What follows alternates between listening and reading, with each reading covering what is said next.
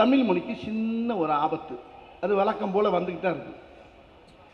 இந்த வாட்டி தமிழ் மொழிக்கு சின்ன சின்ன எல்லாம் கேள்விப்பட்டிருப்பீங்க. நான் சொல்கிறேன், காக்கா காக்கா மாதிரி தான் கத்துது, அது தாய்மொழியில் இல்லையாண்ணே?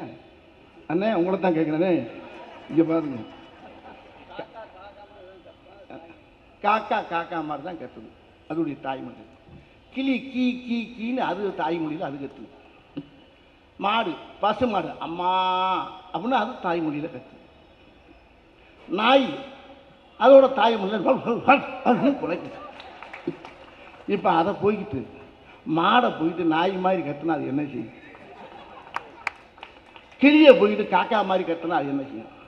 பூனை மியான்னு கத்துது, அதை போய்கிட்டு குயில் மாதிரி கத்துனா என்ன செய்யும்? வேண்டாம், நான் ஒன்றே ஒன்று சொல்கிறேங்க, யாரும் எதை கற்றுக்கணுமோ கற்றுக்கிட்டோம், நான் கட்டாயப்படுத்தாதீங்கய்யா, உங்களை கையெடுத்து கும்பிட்றேன்.